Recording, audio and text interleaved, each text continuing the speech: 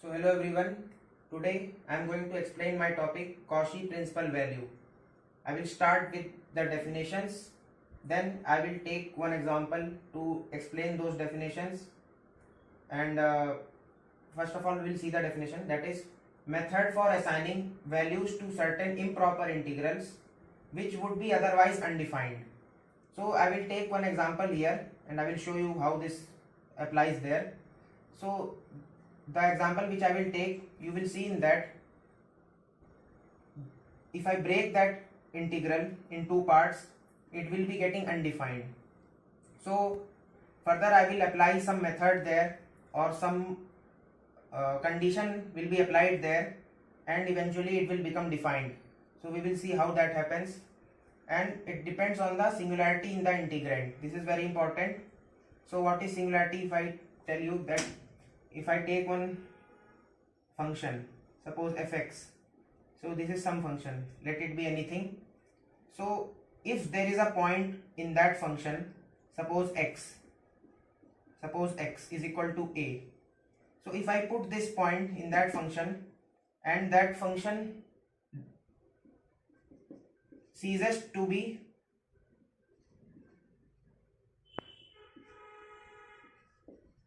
at that point, if that function is not analytic, if I put x is equal to a, so that means that x is equal to a is the singularity of that function. So we will be applying this idea over here. So I will take one example here to explain these definitions.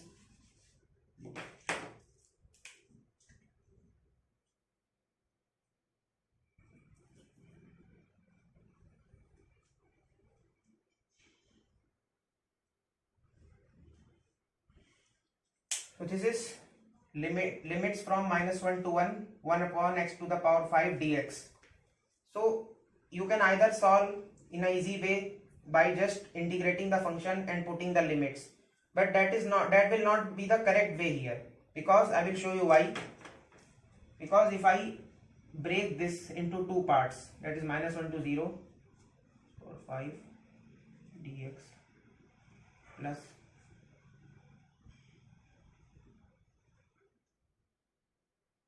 0 to 1 upon x to the power 5 dx. So why I did this? Because if you see here, first of all we will apply the second part here, that is singularity, what I said. So if you put x to the power 5 is equal to 0, so x comes out to be 0. So this is the way of finding singularity in a function, especially for this function if we see. So this is x to the power 5 is equal to 0, so x becomes 0. So 0 is the singularity in this function. So taking this 0 into consideration, we will break this limits in this part in this way, that is -1 to 0 and 0 to 1. Now if you see, if you integrate this, it will become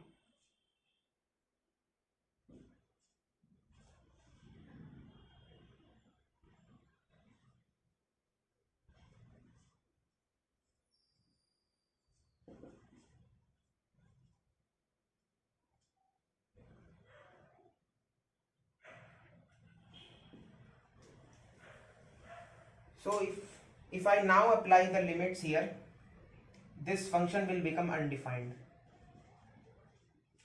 You can simplify and see here. We will get this undefined. So to overcome this problem, we have a method. To do so, what we will do is,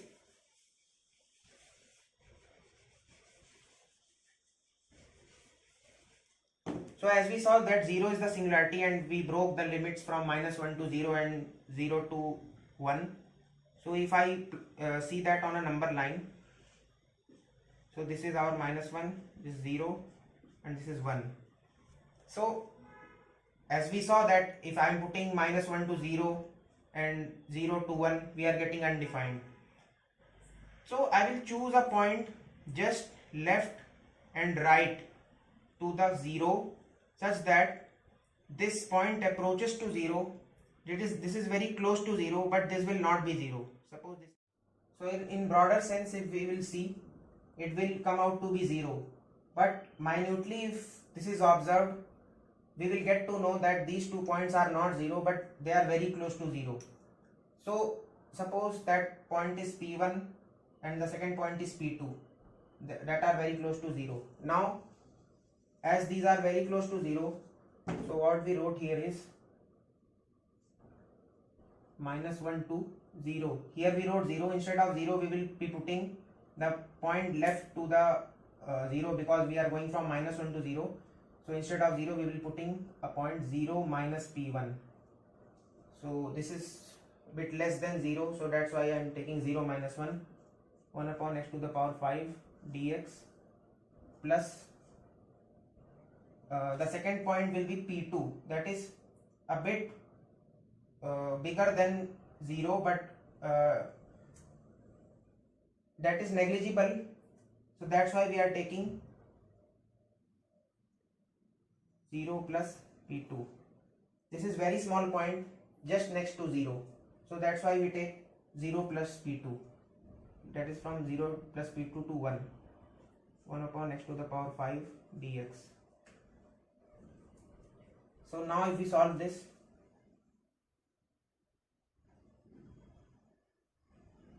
it will become, and again one thing I forgot to write here, that we have to put limit also here, that is limit P1 tends to 0, because we are taking some other points other than our given point, so we need to write that this is approaching to 0 and that is not exactly 0 but somewhat equal to 0.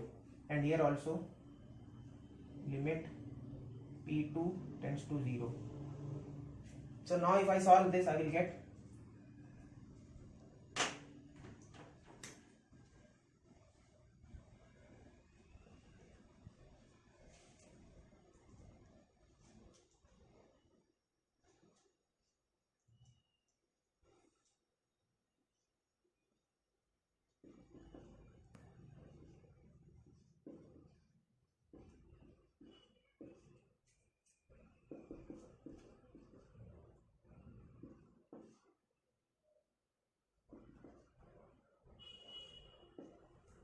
so I have integrated this and I will put the limits here. So instead of writing 0 plus P1, I will just write P1, or 0 minus P1, we will write P1 or P2 ignoring the 0.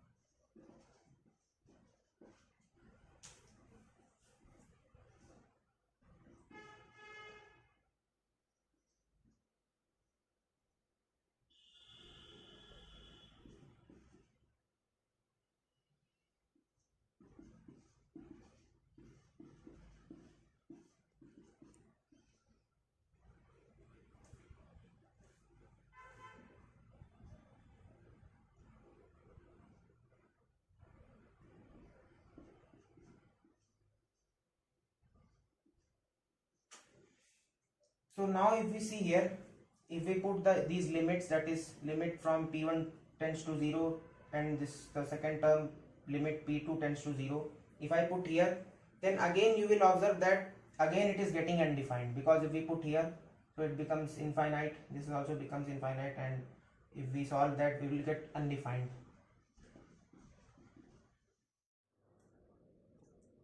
So as it is again getting undefined, so we need to apply one more step here, that is, I will write the definition, I will explain that.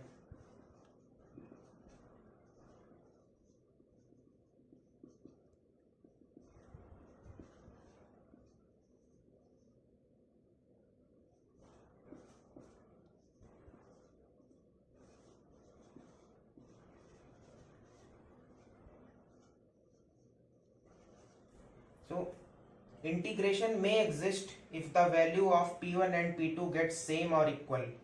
So this is the main thing or the main condition which will make this integral defined, and we will get a known or certain output after applying this condition or this statement. So what I will do is I will rub this and I will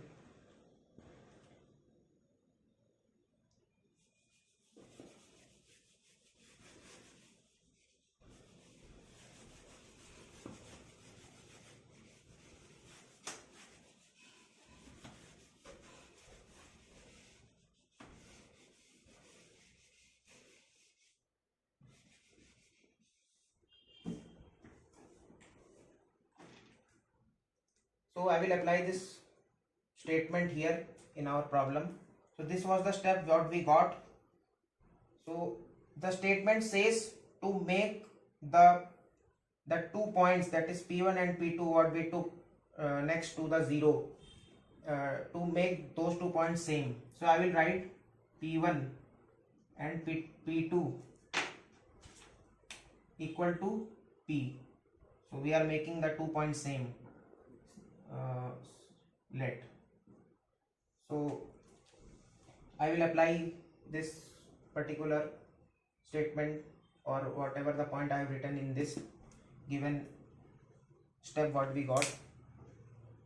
So limit p tends to 0 minus 1 upon 4p to the power 4 plus 1 upon 4 plus limit p tends to 0 minus 1 upon 4 plus 1 upon 4p to the power 4. So instead of p1 and p2, I took one common variable, that is p, and I have substituted here, and limits also will change according to that because as I change the p1 and p2. So by the property of limit, we have seen in earlier classes that we will take out this common, that is limit p tends to 0, and together we can combine these two terms or these two parts. So it will become minus 4 p to the power 4 upon 4 minus 1 upon 4 plus 4 p to the power 4. So now if we observe here that these two terms are getting cancelled, these two are getting cancelled, and we are getting 0. So this is defined. We got 0 here, that shows that this integration has now become defined. So when did this happen? This happened when I first substituted p1 and p2 in place of 0, and again after getting some term I applied this particular statement here, that is putting p1 and p2 a same variable, that is p, and further solving the equation by putting p, accordingly changing the limits, and we will get 0. So I conclude this by saying that the improper integral what we took, that is minus 1 to 1 upon x to the power 5 dx, initially it was undefined. After applying some steps it became defined.